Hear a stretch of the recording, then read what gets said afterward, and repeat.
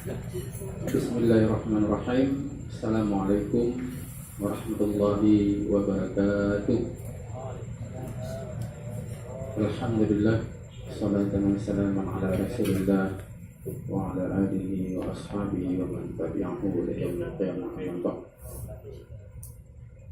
Pertama-tama puji dan syukur kehadirat Allah Subhanahu wa taala. Salawat dan salam kepada Rasulullah, keluarga dan sahabat beliau sekalian, pada ulama mutaqaddimin generasi awal dan ulama mutaakhirin generasi akhir yang atas jasa mereka agama yang suci ini sampai kepada kita hari ini.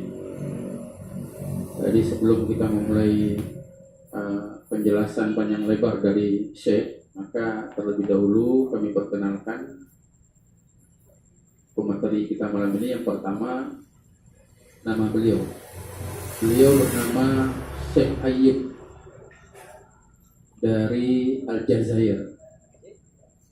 Lahir di Aljazair, kemudian masuk pesantren di Aljazair, belajar Al-Quran dengan metode lama, yaitu menghafal sambil menulis Al-Quran di papan, tulis kemudian dihafal. Jadi beliau pakai metode yang seperti itu. Setelah tamat di pesantren di Aljazair selama 6 tahun, beliau melanjutkan aliyahnya atau SMA-nya itu di Mesir. Jadi melanjutkan Mesir dari sejak SMA, jenjang SMA. Kemudian S1 dan S2 juga di Mesir. Jadi lebih kurang beliau sudah tinggal di Mesir selama 10 atau 11 tahun. Dan beliau menjadi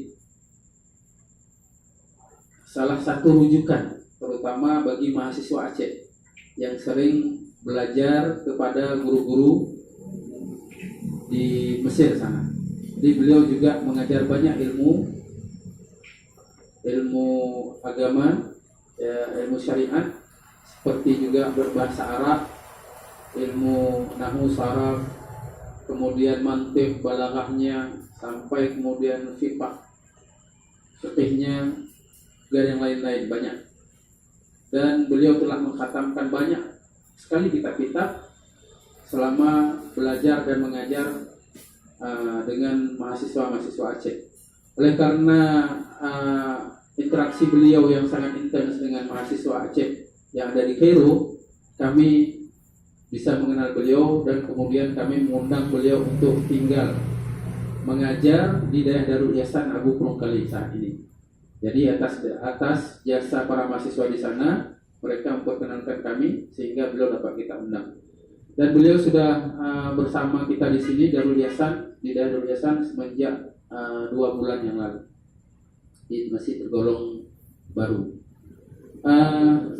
Saat ini beliau setelah selesai masih dalam tahap menyelesaikan S2-nya di Al-Azhar setelah menyelesaikan S1.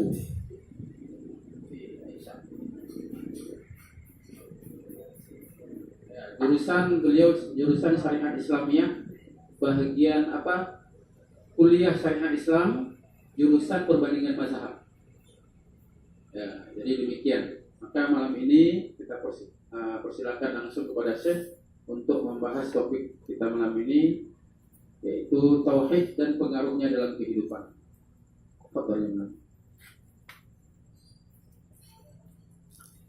A'udzu billahi minasyaitonir rajim. Bismillahirrahmanirrahim. Wassalatu wassalamu ala asyrafil mursalin sayyidina Muhammadin wa ala alihi wa ashabihi ajma'in. Allahumma la sahla illa ma ja'altahu sahla wa anta taj'alul hazna idza syi'ta sahla. Allahumma ya muyassira kulli 'asir wa ya jabira kulli kasir, yassir 'alaina kulli 'asirin fataysirul 'asiri 'alayka yasir. Allahumma yassir umurana واشرح صدورنا واختم بالباقيات الصالحات أعمالنا.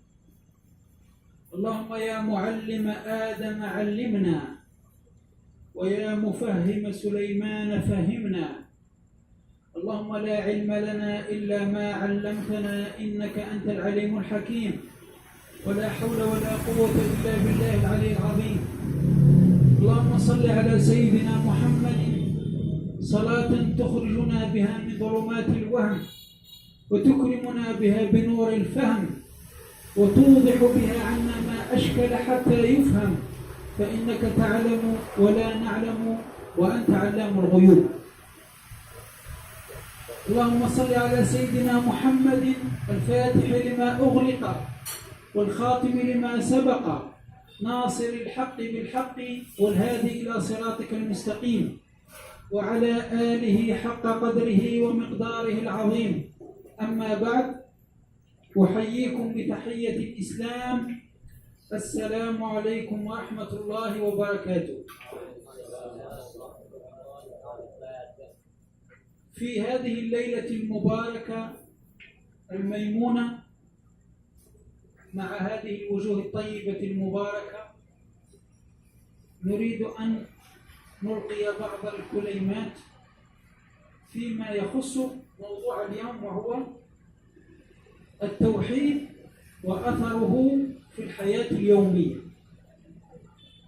Jadi setelah beliau memanjatkan puji syukur kehadirat Allah secara panjang lebar, yang intinya beliau memohon kepada Allah, Zat yang mempermudah segala urusan, kemudian yang memberikan pemahaman kepada Nabi Sulaiman, kemudian yang mengajarkan Nabi Adam, maka beliau bermohon kepada Allah agar kita diberikan pemahaman seperti pemahamannya Nabi Sulaiman, dan ajaran ilmu yang seperti yang diajarkan kepada Nabi Adam.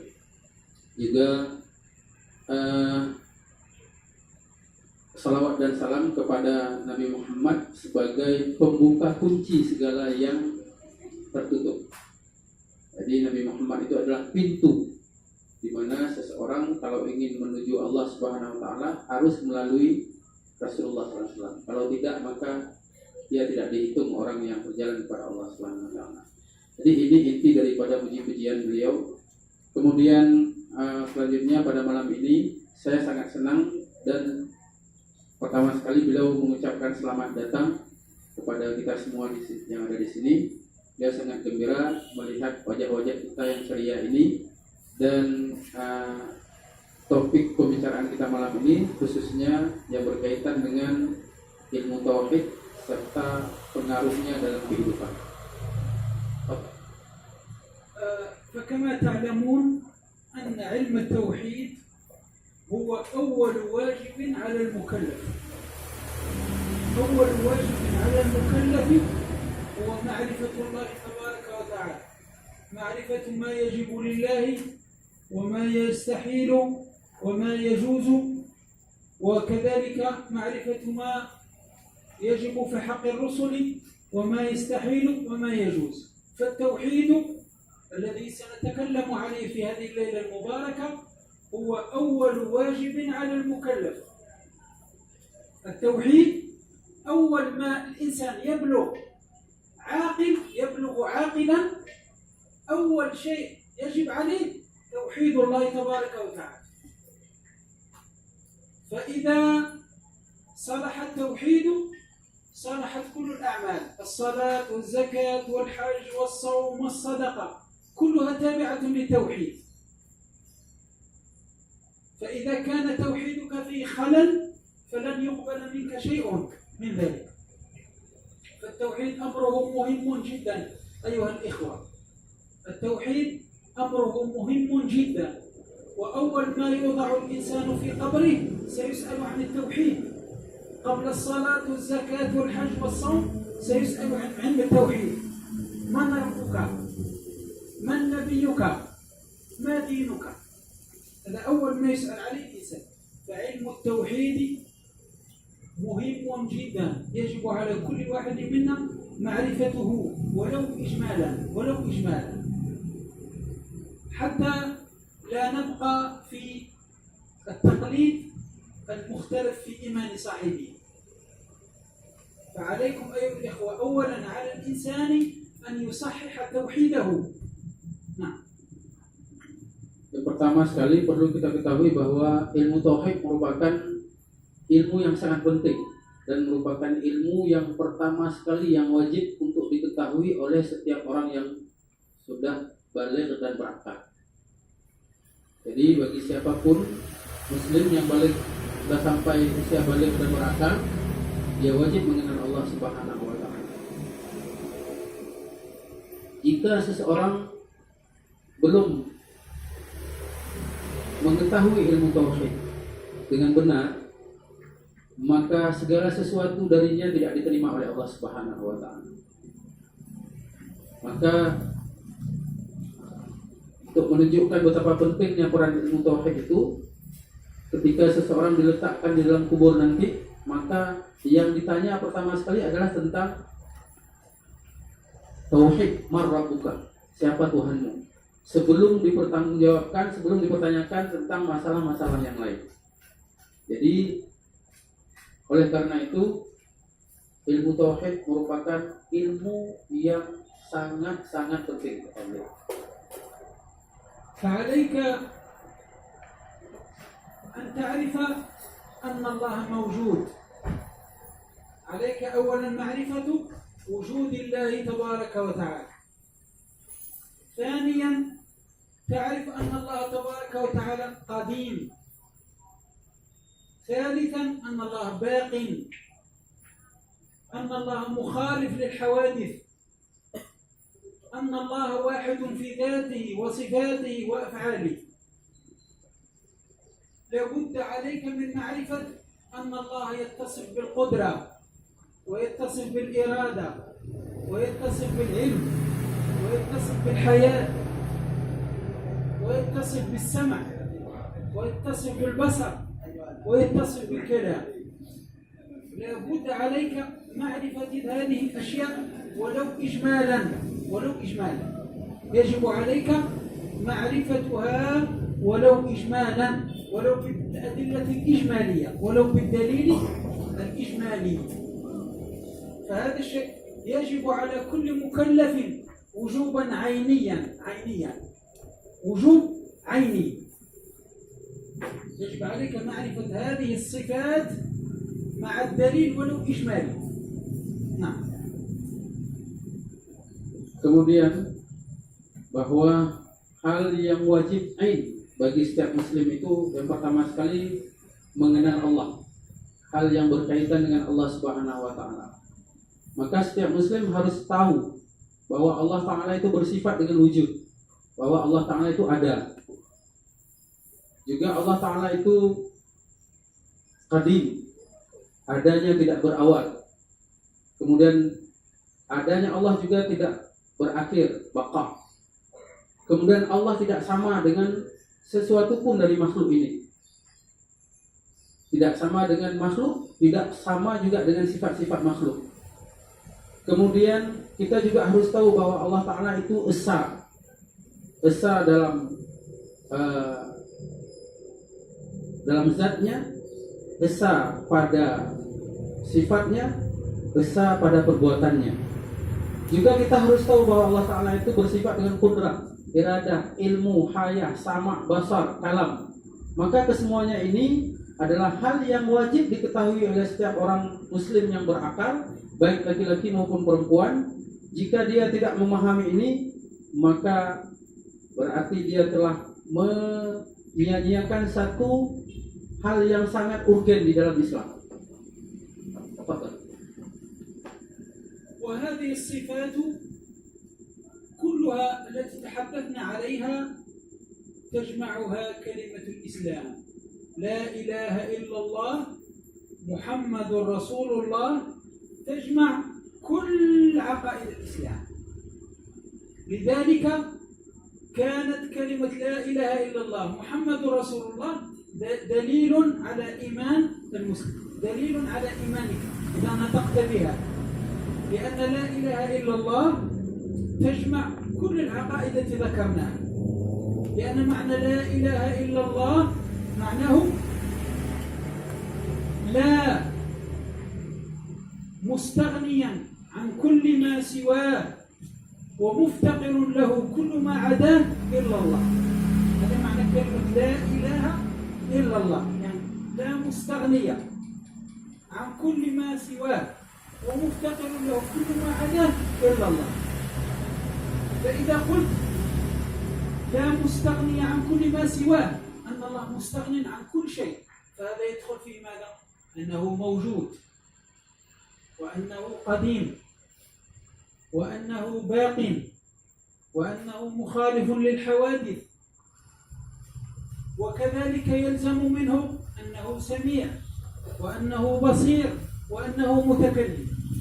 كل هذا في معنى لا مستغني عن كل ما سواه، ومفتقر له كل ما عداه. هذا يدخل فيه ماذا؟ يدخل فيه القدرة والإرادة والعلم والحياة والوحدانية، هذا كلها تدخل تحت، وكل شيء مفتقر إليه سبحانه وتعالى. يدخل فيها الصفات اللي هي كما قلنا القدرة والإرادة والعلم والحياة والوحدانية، كل هذا يدخل تحت قوله ومفتقر له كل ما سواه. فالآن معنى كلمة لا إله إلا الله جمعت لنا 13 صفة واجبة، وإذا ثبت هذه 13 صفة فينتفي أضدادها، فينتفي عن الله العدم، وينتفي عنه العجز، وينتفي عنه الإكراه، وينتفي عنه الموت، وينتفي عنه وينتفي عنه الجهل، وينتفي عنه العدم، وينتفي عنه المماثلة للحوادث، وينتفي عنه التعدد في الذات والصفات والأفعال.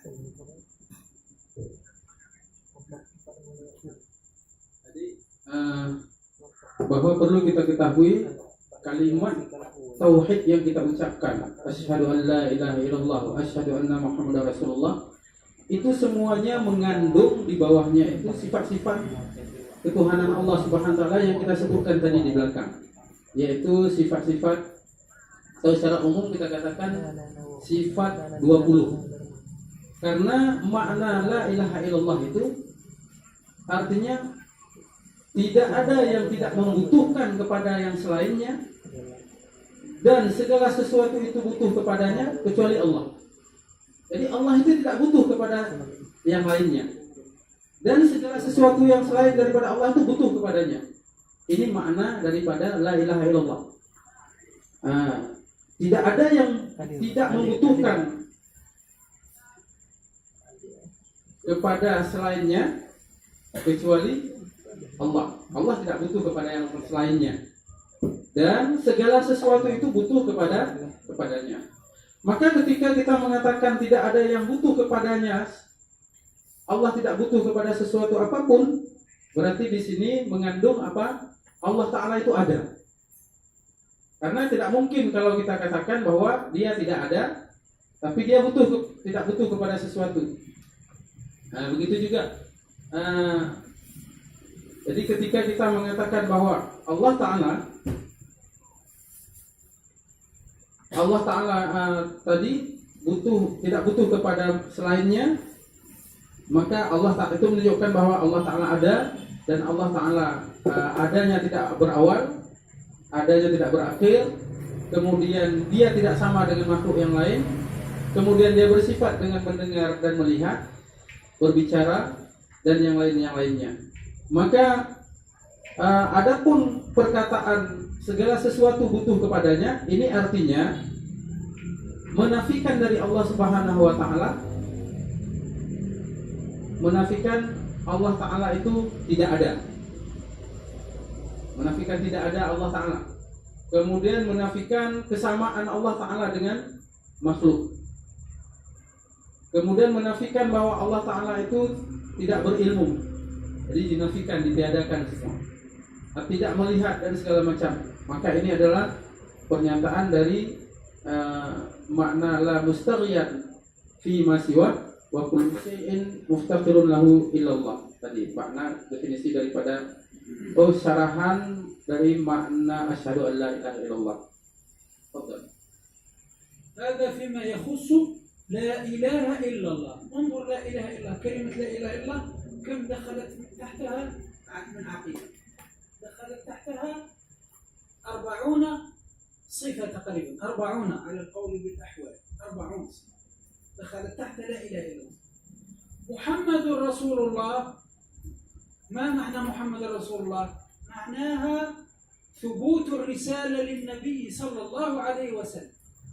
فإذا ثبتت الرسالة للنبي ثبت صدقه وثبتت أمانته وثبت تبليغه وثبت كذلك ذكاؤه وفطنته، 4 صفات. وثبت ضد هذه الصفات ال4 اللي هي الخيانة والكذب والكتمان والبلاذة. وكذلك ماذا إذا ثبتت الرسالة؟ يثبت التصديق بباقي الرسل، لأن النبي صلى الله عليه وسلم أخبر بباقي الرسل. يثبت التصديق بباقي الرسل، ويثبت ماذا؟ التصديق باليوم الآخر وبالملائكة وبالكتب وبالجن وبالجنة وبالنار وكل ما أتى به النبي صلى الله عليه وسلم من السبعيات. محمد رسول الله انظر كم يدخل تحتها من عقائد. فكلمة لا إله إلا الله محمد رسول الله جمعت العقيدة كلها، جمعت الواجبات والمستحيلات والجائزات. ومحمد رسول الله جمعت الواجبات في حق الرسل والمستحيلات في حق الرسل والجائزات في حق الرسل، وجمعت السبعيات كلها: اليوم الآخر، الجن، الروح، القبر، الجنة، النار، الصراط، الميزان، الحوض إلى آخره. لذلك قول لا إله إلا الله تجمع لك كل العقائد الإسلامية. لذلك العلماء قالوا أكثر من ذكرها لأنها تجمع لك الإسلام كله. نعم. Kemudian dari kalimat la ilaha illallah itu sendiri, sepotong kalimat yang ringkas ini, para ulama mengatakan masuk di bawahnya itu sekitar ada tidak kurang dari 40 sifat. Ini berdasarkan, kalau tadi kita bahas cuma 20 sifat, maka kata para ulama sebenarnya di bawahnya itu mengandung sampai 40 sifat, berdasarkan pendapat yang mengatakan adanya hal, ahwal. Adapun kalimat Muhammadur Rasulullah, maka itu pengertiannya artinya kita menetapkan kerasulan pada Nabi Muhammad SAW. Menetapkan kerasulan Nabi Muhammad SAW. Ini artinya apa? Ketika kita menetapkan kerasulan kepada Nabi Muhammad, kita percaya bahwa Rasul itu adalah orang yang jujur, yang dalam sifat yang wajib bagi Rasul itu.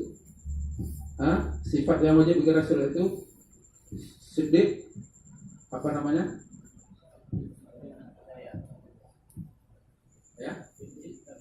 Siddiq, amanah, tabligh, fatanah.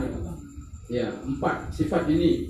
Jadi kita menetapkan secara tidak langsung ketika kita mengakui bahwa Nabi Muhammad itu sebagai Rasul, kita telah menetapkan kepada beliau secara tidak langsung bahwa beliau itu adalah siddiq, jujur.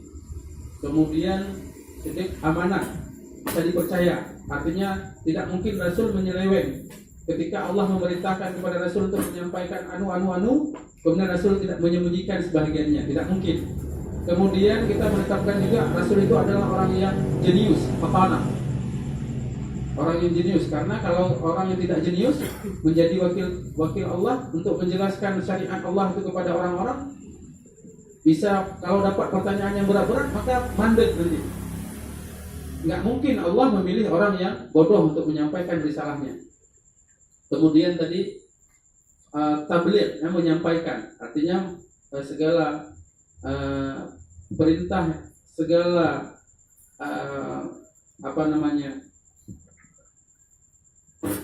yang berasal dari Allah Subhanahu wa taala yang disuruh sampaikan kepada Rasul, maka beliau sampaikan seluruhnya. Tidak ada yang beliau sembunyikan.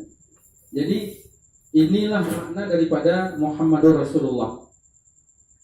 Kemudian setelah kita percaya kepada kerasulan Nabi Muhammad, kita juga harus percaya dengan segala apa yang beliau bawa dari agama ini. Termasuk kita percaya kepada apa yang beliau sampaikan dalam hal-hal yang gaib. Sepertinya adanya neraka, adanya azab kubur, adanya surga, adanya macam-macam. Maka itu adalah konsekuensi daripada kita mengakui kerasulan beliau. Betul. فأردنا أن نبين معنى كلمة لا إله إلا الله محمد رسول الله، لأن كلمة لا إله إلا الله محمد رسول الله ليس معناها ذكرها باللسان فقط، لا إله إلا الله محمد رسول الله، لا إله إلا الله محمد رسول الله، لا إله. لابد أن تعرف معناها، لابد من معرفة المعنى، لأن الكلمة وحدها لا تكفي، لابد من معرفة المعنى حتى يكون إيمانك صحيحا مقبولا. لذلك نحن تكلمنا على هذه الكلمة لأنها تجمع لك كل عقائد الإسلام. لو عرفت معنى كلمة لا إله إلا الله محمد رسول الله بأدلتها ولو إجمالا فأنت ناج عند الله يوم القيامة، ناج. Kemudian beliau mengatakan bahwa karena itulah para ulama mengatakan dari kalimat la ilaha illallah itu terkumpul semua akidah-akidah yang kita bahas tadi di belakang. Berkumpul di bawahnya, masuk di bawahnya itu semua akidah-akidah, mulai dari sifat yang wajib bagi Allah, yang mustahil bagi Allah, semua yang jaiz, kemudian yang wajib bagi Nabi, yang mustahil bagi Nabi, yang jaiz bagi Nabi, itu masuk di dalam kalimat ini semua. Oleh karena itu para ulama mengatakan, Rasul menganjurkan untuk kita memperbanyak menyebut kalimat ini karena mengingat pentingnya kalimat itu. Semua akidah kita, keyakinan-keyakinan kita, ideologi kita itu masuk di dalam kalimat ini semua. Oleh karena itu, dalam kesempatan ini kita ingin cuma membahas tentang permasalahan dua kalimat ini saja. La ilaha illallah Muhammadur Rasulullah. Karena mengingat semua akidah yang sudah kita jelaskan di belakang itu masuk di dalam dua kalimat ini. Jadi bagi seseorang yang hanya yang hanya bisa menyebutkan kalimat la ilaha illallah, maka itu belum masuk dalam kategori orang yang beriman apabila dia tidak mengerti dan memahami makna yang sebenarnya. Jadi kita dituntut untuk memahami makna. Jadi bukan hanya sekedar menyebutnya dengan lidah la ilaha illallah Muhammadur Rasulullah, la ilaha illallah Muhammadur Rasulullah. Tapi kita harus paham ini semua maknanya. وكلمة لا إله إلا الله أفضل ذكر على الإطلاق، أفضل من سبحان الله والحمد لله والله أكبر وأستغفر الله. لا إله إلا الله أفضل ذكر على الإطلاق. لماذا؟ لأنها تجمع لك العقيدة الإسلامية كلها. لذلك قال النبي صلى الله عليه وسلم: أفضل ما قلته أنا والنبيون من قبلي لا إله إلا الله.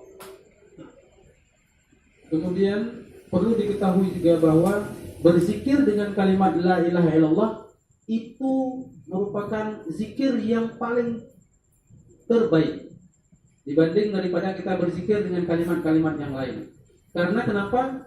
Tadi seperti kita katakan bahwa dalam dua kalimat ini terkumpul semua akidah. Inti permasalahan dalam agama masuk ke dalam itu semuanya. Oleh karena itu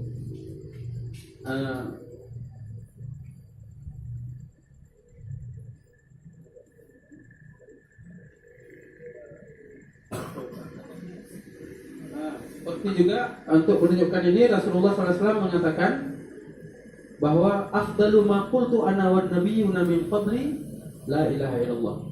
Sebaik-baik ucapan yang aku ucapkan dan rasul-rasul sebelumku adalah kalimat la ilaha illallah.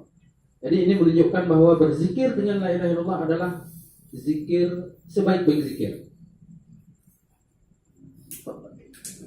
فالآن لما عرفنا لا إله إلا الله محمد رسول الله ومعناها وعرفنا الواجبات، الآن ماذا يجب علينا كيف يجب علينا أن نطبق هذه العقيدة في حياتنا؟ كيف نطبقها؟ كيف نطبق العقيدة في حياتنا؟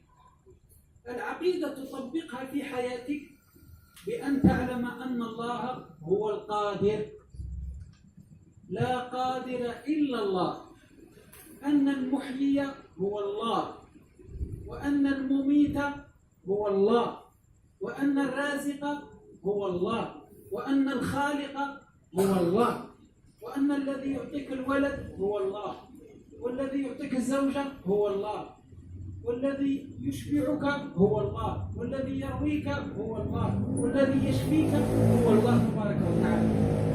عندما تعرف هذه المعاني فتتمسك بالله تبارك وتعالى، لأنك تجد كل شيء بأمره وبفعله وبيده، فأين تذهب؟ لابد أن تتمسك به.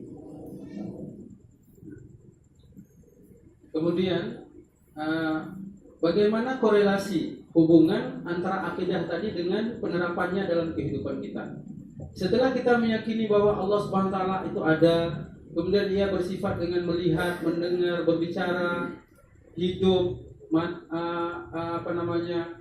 kemudian yang mempunyai kuasa kudrat dan mempunyai kudrat iradah dan segala macam, maka kita harus meyakini, kita harus pahami bahwa kita dalam kehidupan itu kita harus yakini bahwa yang maha kuasa itu adalah Allah, yang maha berkehendak itu adalah Allah. Allah yang memberikan hidup untuk kita, Allah yang mematikan kita, Allah yang memberikan rezeki untuk kita, kemudian Allah yang memberikan istri, memberikan kenyang ketika kita makan, Allah yang memuaskan haus ketika kita minum. Maka segala sesuatu itu kita kembalikan kepada Allah Subhanahu wa taala, dan saat itu tidak ada cara bagi kita kecuali kita harus berpegang teguh meyakini ini bahwa Allah adalah sumber segala sesuatu. Jadi inilah korelasinya antara akidah dengan penerapan dalam kehidupan. Sehingga mau kita berjalan ke sana ke sini atau kemana saja, kita tidak harus percaya itu, dan kita kemudian hal yang kita yakini itu terpengaruh dalam kehidupan kita. فلا بد عليك أن تعرف وتتيقن بأن الرازق في هذه الدنيا هو الله تبارك وتعالى. يوجد بعض الناس يتزوج، إذا تزوج يقول لك أنا أنجب 2 فقط، أنجب 2 فقط. تقول له لماذا؟ يقول لك لكي هذا الطفلين أستطيع أن أعمل عليهم، وأستطيع أن أوفر لهم اللباس، وأوفر لهم كذا، وأوفر لهم كذا، وأوفر لهم الأكل، وأوفر لهم الشرب. هو يظن أنه هو الذي سيرزق أولاده. فأنت إذا كان عندك عقيدة كبيرة في الله تبارك وتعالى وأن الله هو الرازق، ستتزوج 4 نسوة وتنجب 60 ولدا، تنجب 60، كل امرأة ستنجب معها 15. لماذا؟ لأن العقيدة ترسخ في قلبك أن الله هو الرزاق. فإذا عرفت هذا المعنى ومشيت به في حياتك وعلمت أن الله هو الرزاق، فسوف تتزوج وتنجب أولاد كثير جدا. لماذا؟ لأن عندك يقين في قلبك أن الرزاق هو الله تبارك وتعالى. Sebagai contoh, ketika kita meyakini bahwa Allah Ta'ala itu pemberi rezeki untuk kita, Allah yang memberikan rezeki buat kita. Ada sebagian orang meyakini bahwa ketika dia kawin, kemudian dia ingin mendapatkan 2 anak saja, dengan alasan supaya bisa dia fokus untuk membesarkan anak tersebut, memberikan rezeki, memenuhi semua kebutuhan pangan, sandang, papan dia dan segala macam. Jadi untuk supaya supaya kehidupan anaknya tadi itu bisa maksimal, kata orang tersebut. Padahal kalau dia meyakini bahwa Allah Ta'ala itu pemberi rezeki, maka dia seharusnya kawin 4, dan bukan harus mendapatkan 2 anak, tapi 4 istri dengan 60 anak, kata beliau. Kenapa? Karena ketika beliau meyakini bahwa Allah Ta'ala itu pemberi rezeki, dia tidak takut kekurangan. Semua anaknya atau istrinya itu akan mendapat bagian rezeki, pembagian rezeki dari Allah Subhanahu wa Ta'ala. Jadi kenapa dia harus khawatir kemudian membatasi sesuatu yang sudah pasti mendapatkan rezeki dari Allah Subhanahu wa Ta'ala. Jadi nggak perlu kita membatasi.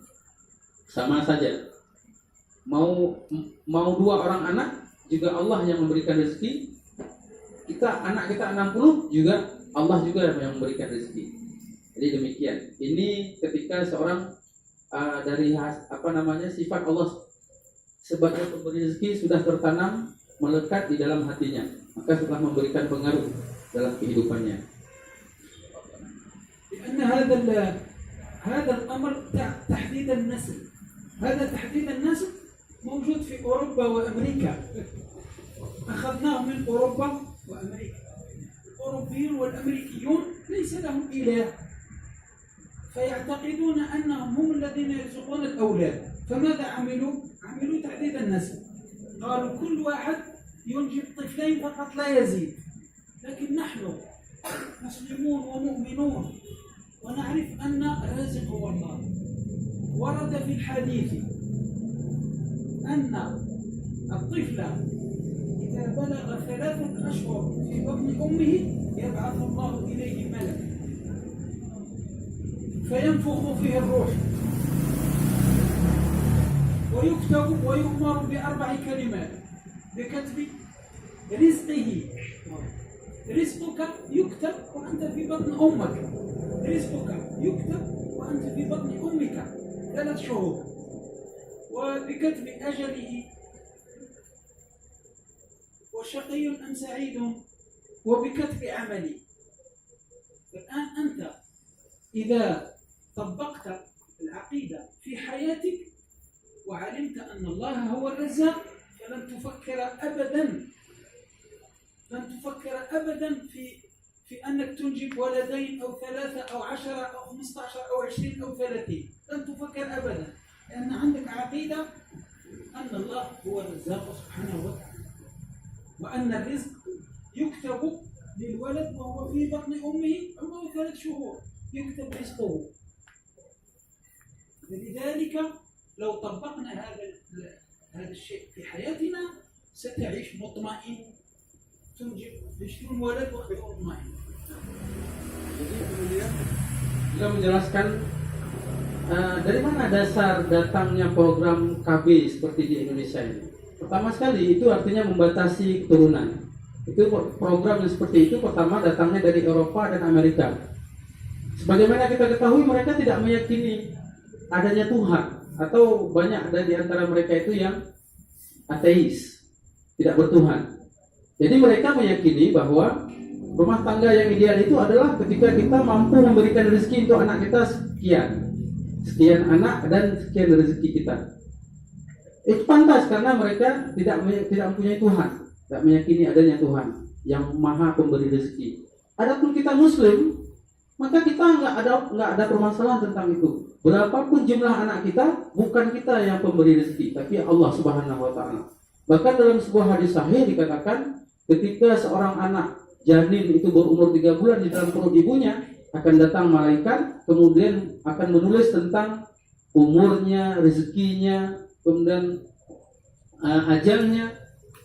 Jadi janin masih berumur 3 bulan dalam perut ibu, itu sudah dicatat berapa rezekinya. Ini artinya apa? Rezeki itu bukan urusan kita, urusan Allah Subhanahu wa Ta'ala. Setiap anak sudah ditulis berapa jumlah rezekinya.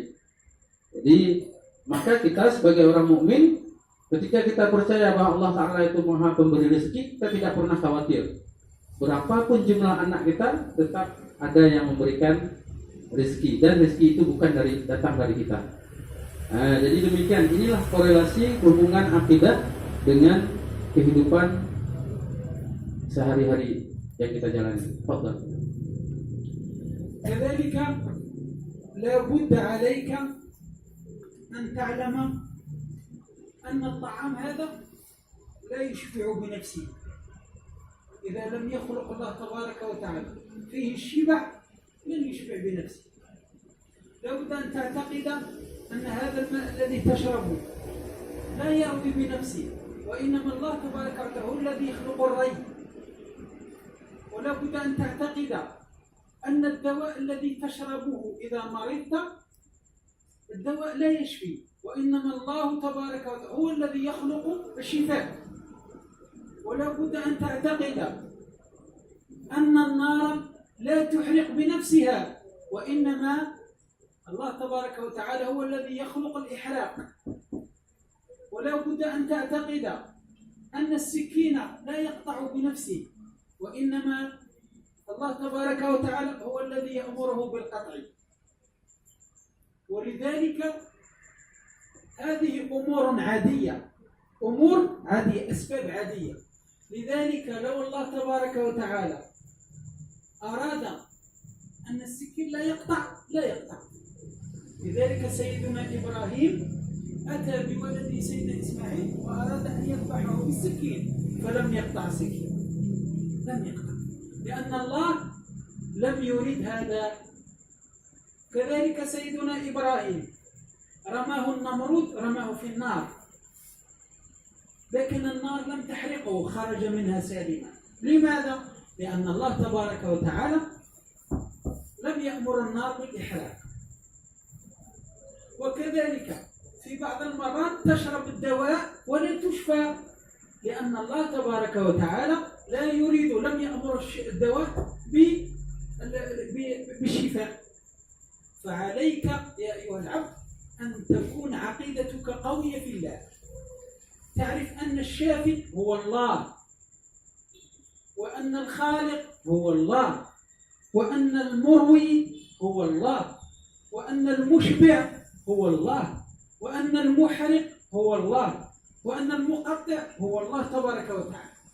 إذا هذه العقيدة تكونت في قلبك وفي نفسك وبدأت تمشي بها في الدنيا فسوف تعيش مطمئن، تعيش مطمئن البال، فرحان، مطمئن، سعيد، كل شيء. لو طبقنا العقيدة في حياتنا لكنا أفضل الأمم، أفضل الأمم. نعم. Kemudian kita juga harus pahami bahwa makanan ini dia tidak mampu menciptakan kenyang ketika kita makan. Tapi yang menciptakan kenyang itu adalah Allah. Saat kita bersentuhan makan itu dengan tenggorokan atau bagian perut kita. Kemudian juga air tidak menciptakan puas, boleh gerak. Jadi ia hanya pujian boleh gerak.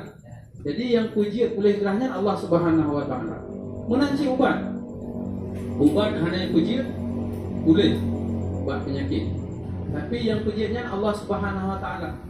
Menanci apui hanya pujian doi tutung.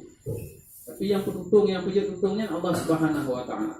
Demikian juga pisau tidak menyebabkan putus ketika dipotong. Maka yang menyebabkan itu putus adalah Allah. Allah yang menciptakan putus ketika pisau itu bersentuhan dengan barang yang dipotong. Jadi intinya semuanya ini adalah tidak ada sesuatu pun yang bisa melepaskan diri dari Allah Subhanahu Wa Taala. Allah Subhanahu Wa Taala itulah sebenarnya pemberi rezeki, penyebab sembuhnya dari penyakit.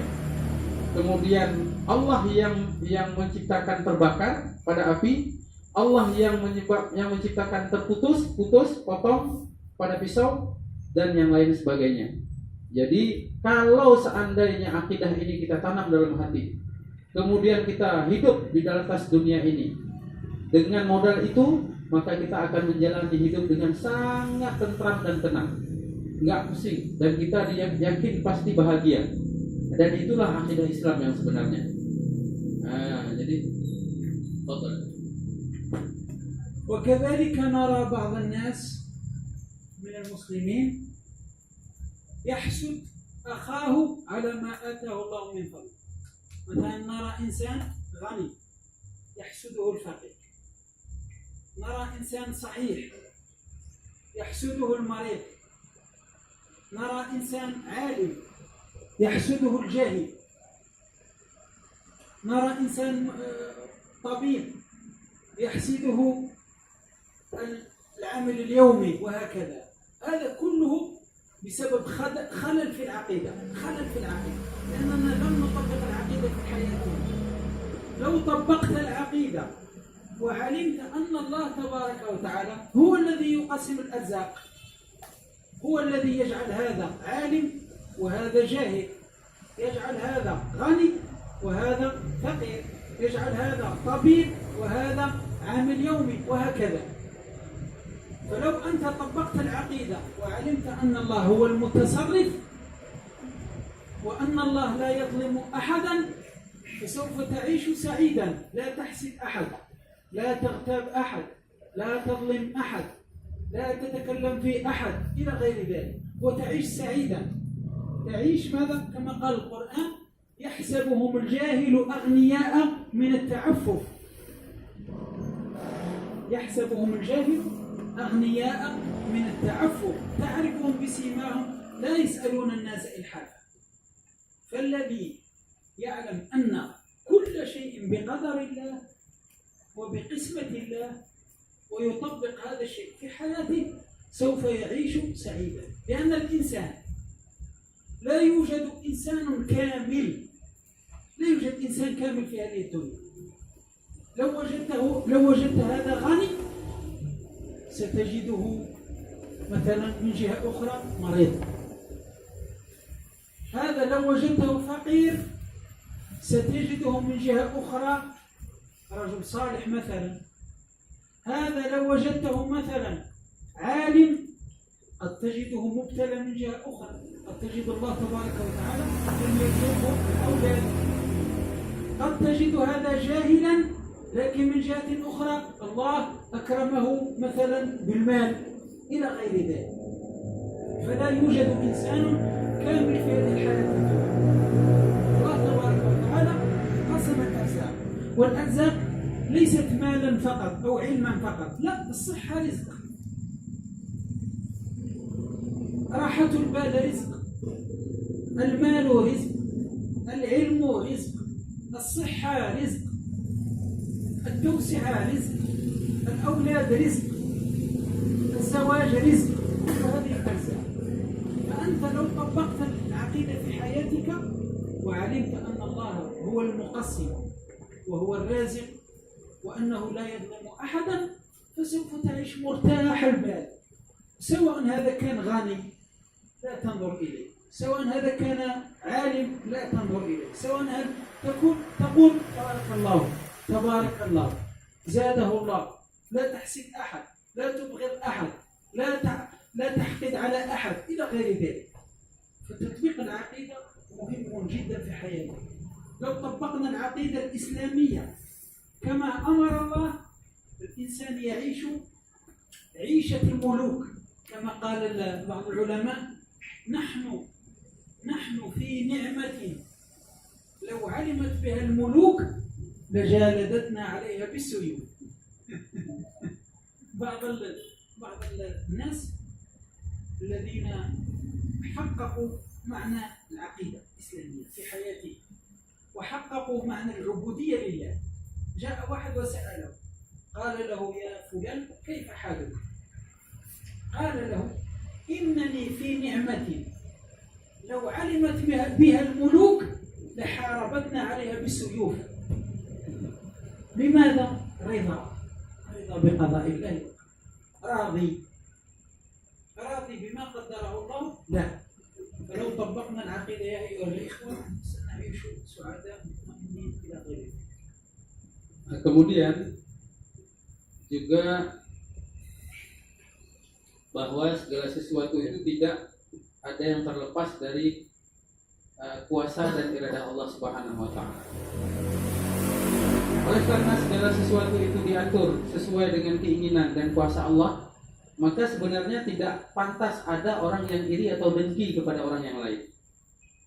Seorang muslim misalnya, seorang orang yang bodoh iri kepada orang yang alim, Atau seorang yang berobat mencari kesembuhan, dia iri kepada dokter. Kemudian atau orang yang miskin iri kepada orang yang kaya. Seharusnya tidak seperti itu. Karena kenapa? Jika dia meyakini, mengamalkan poin-poin akidah itu dalam kehidupannya, dia terapkan akidah itu dalam kehidupannya, maka dia tidak akan iri dan dengki. Karena dia tahu bahwa yang menjadikan si fulan itu alim adalah Allah. Kemudian yang menjadikan si fulan itu dokter adalah Allah. Kemudian seseorang itu menjadi kaya, itu adalah Allah. Dan demikian seterusnya. Tidak harus kita kemudian iri dan dengki karena profesi seseorang. Jadi saya mengatakan tidak ada seorang pun yang sempurna yang diberikan oleh Allah Subhanahu wa taala. Mungkin dalam satu aspek, dalam satu sudut pandang dia adalah orang yang lebih dalam bidang itu. Tapi bisa saja dia banyak kekurangan dalam bidang yang lain. Tidak ada orang sempurna. Misalnya kita melihat alangkah hebatnya kita orang yang pekerja sehari-hari, buruh kasar.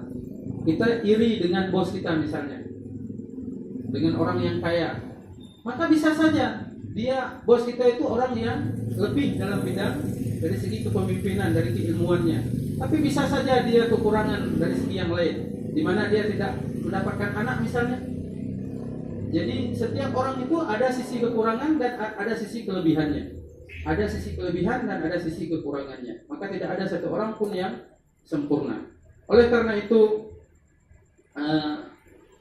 meyakini bahwa Allah sebagai sumber, Allah yang maha kuasa dan Allah yang maha berkehendak, dan tidak ada sesuatu pun yang terjadi di alam semesta ini kecuali semuanya terjadi atas kehendak dan kudratnya, kuasanya.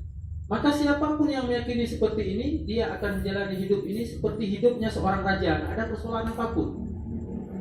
Dia tidak akan bersikap iri dan dengki kepada orang lain, karena dia semuanya tahu bahwa segala sesuatu itu berkaitan dengan Allah Subhanahu wa taala. Dia serahkan, dia ridha dan dia tawakal kepada Allah Subhanahu wa taala. Jadi ya seperti kata pepatah, seandainya, ini kata orang-orang yang ahli tauhid, seandainya para raja-raja itu tahu bagaimana kehidupan dan lapangnya dada kami, pasti mereka akan cemburu dengan kehidupan kami. Kami pasti akan dibunuhnya dengan pedang. Karena ternyata hidupnya orang-orang ahli tauhid itu lebih hebat, lebih senang, lebih bahagia dibanding daripada raja-raja, kehidupan raja-raja. Demikian faktor. والذي يعينك على العقيدة الذي يعينك على العقيدة أنك تفكر أن هذه الدنيا عبارة عن امتحان، عبارة عن امتحان. لما تدخل إلى كلية، ثم تدخل إلى الكلية وتمتحن امتحان، صحيح؟ ثم تخرج. هذا الامتحان إما تنجح وإما ترسب وإما لا تنجح. هذه الدنيا عبارة عن امتحان، وكلما كان فيها البلاء كثيرا كلما كان خير للعبد، لأن النبي صلى الله عليه وسلم يقول أشدكم بلاء الأنبياء ثم الذين يلونهم ثم الذين يلونهم. فأنت لو كنت عاقلا وكنت تفكر هذه الدنيا أصلا ليست دار مقر، وإنما هي دنيا عبارة عن بلاء فقط، عبارة عن امتحان.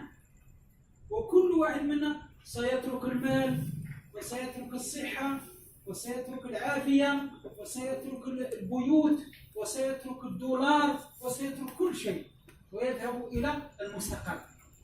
فعندما تفكر هذا التفكير هذا سيعينك على العقيدة الإسلامية، يعينك، لأنك تعلم أنك مهما أصابك في هذه الدنيا سيزول بعد لحظات. لذلك تتقوى عندك العقيدة ويتقوى عندك التوكل على الله تبارك وتعالى، وتصبر على كل شيء، على الفقر، على المرض، على الجوع، على كل شيء.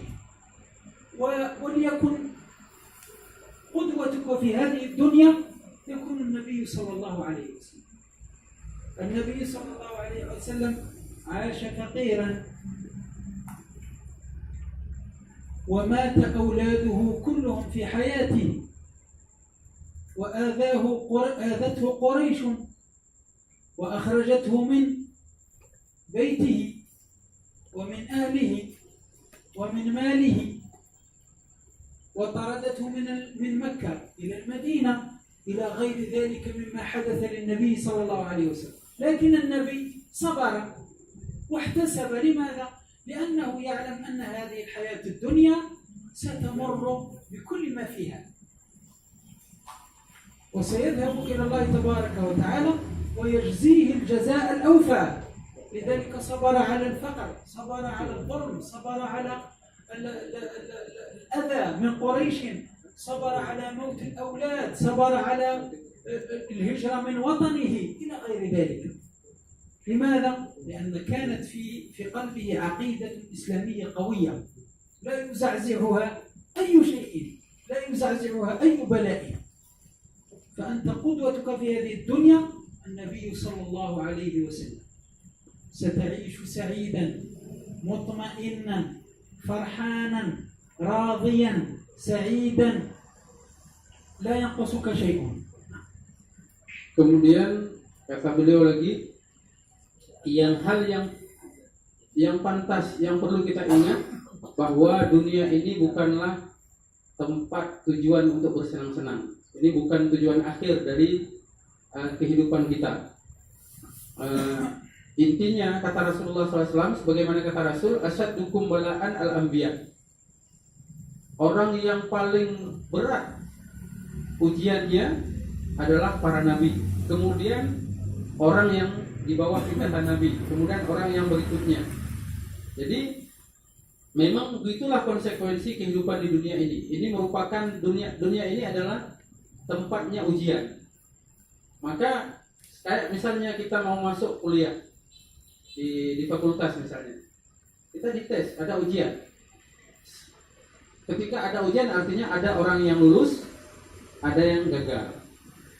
Maka orang-orang yang lulus, dia melihat bahwa dunia ini adalah tempatnya ujian, bukan tempat tujuan kebahagiaan.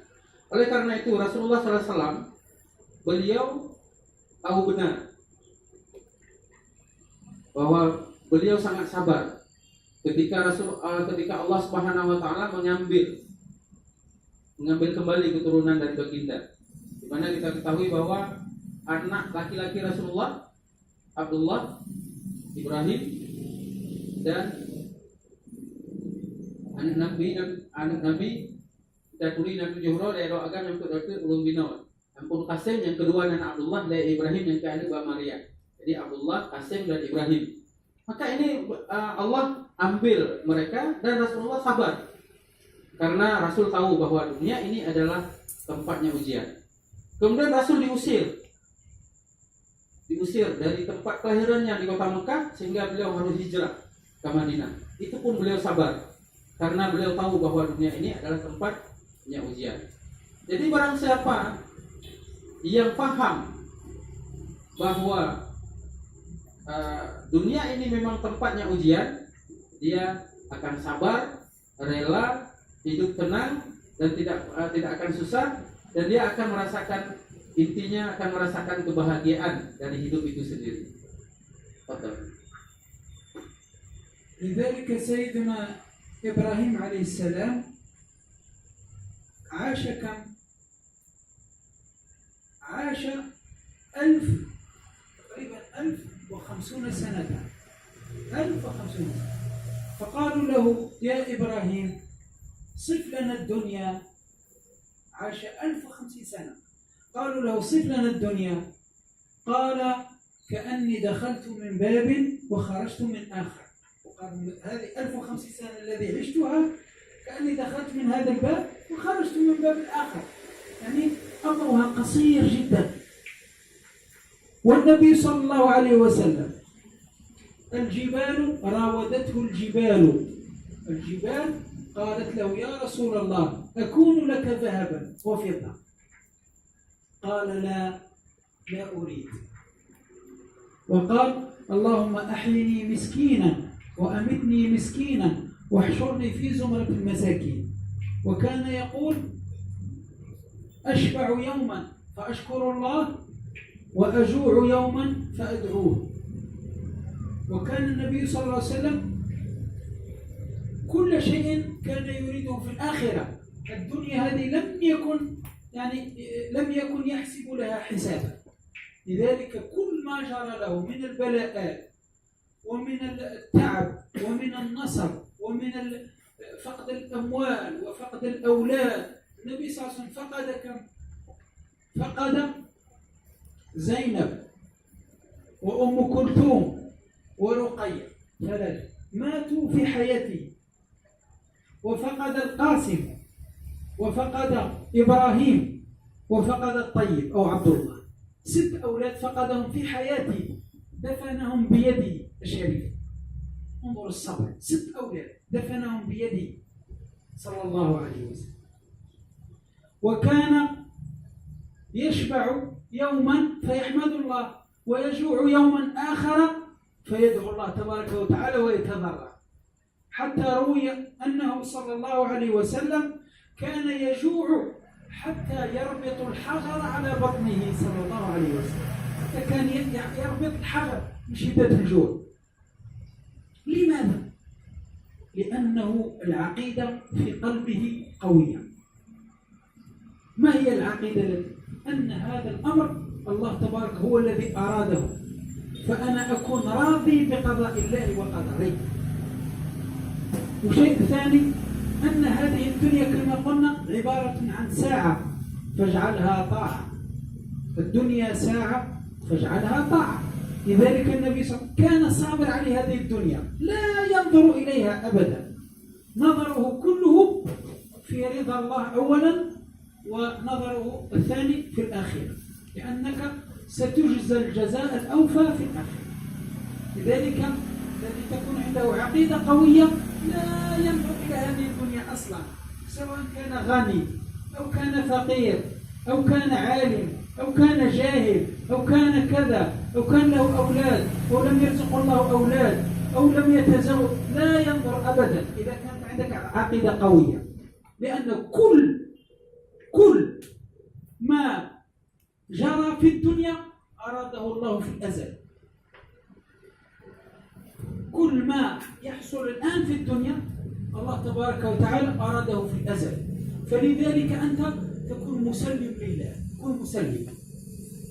الله أرادك أن تكون صحفيا فأنت ترضى بهذا الشيء، لأن الله في الأزل قبل أن تولد كتب الله اسم الصحفيين الموجودين، فلان الفلاني سيكون صحفي، فلان الفلاني سيكون صحفي، فلان الفلاني سيكون عالم، فلان الفلاني سيكون جاهل.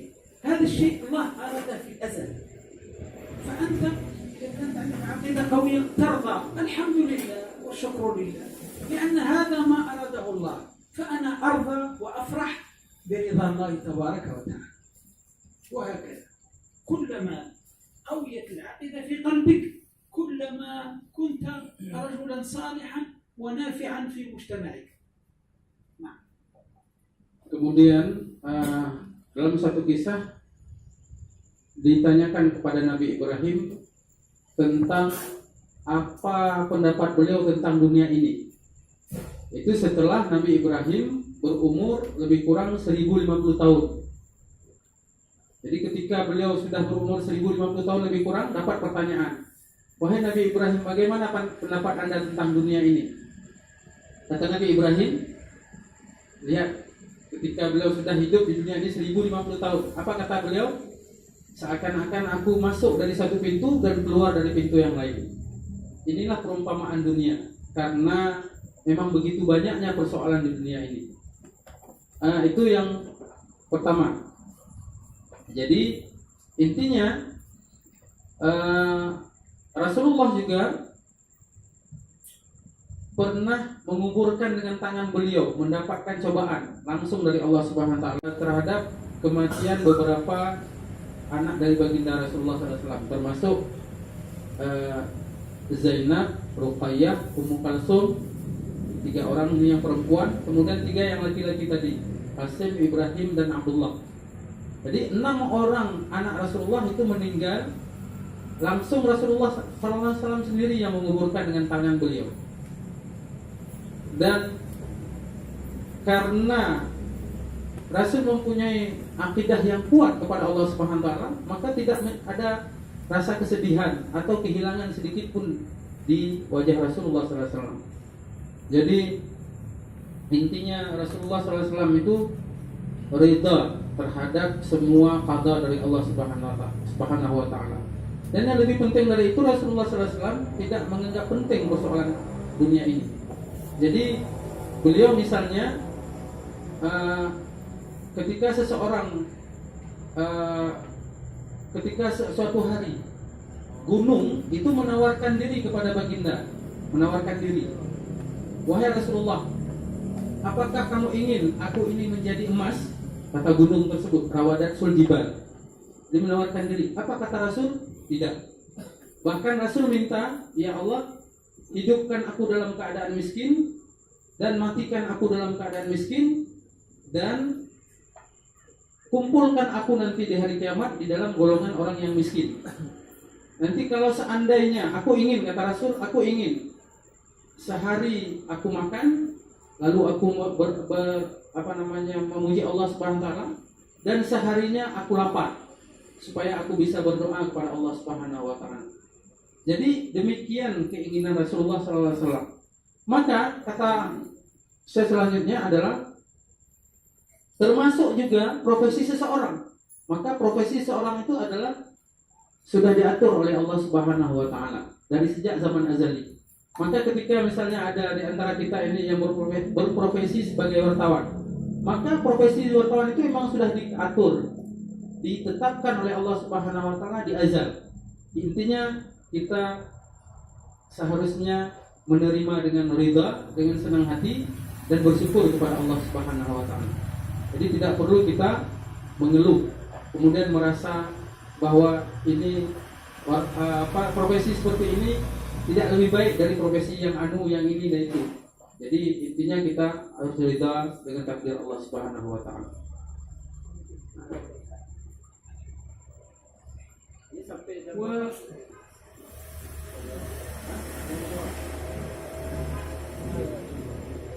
قبل السؤال والجواب نريد كلمة للصحفيين لأنهم هم أصحاب الإخوة الصحفيون. لا بد عليكم أن تعرفوا أن كل كلمة تكتبها سيحاسبك الله عليها يوم القيامة.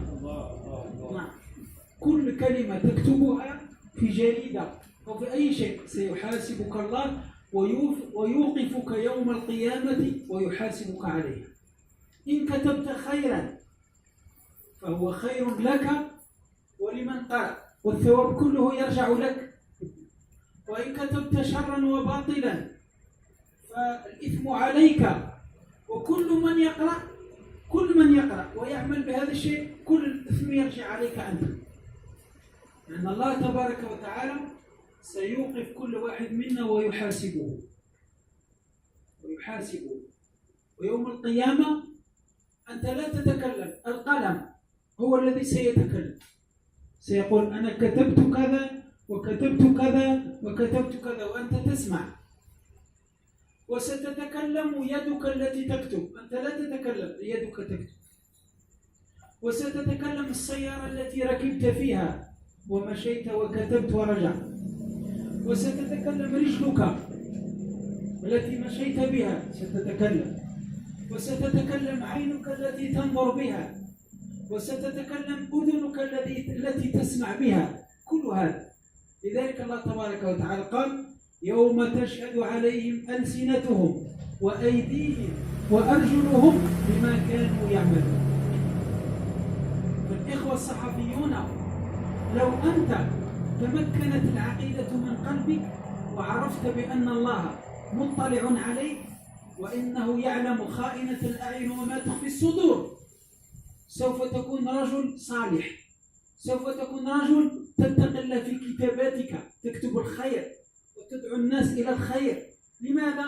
لأنك ستحاسب، لأن الله مطلع عليك، لأن الله يعلم ما تكتب.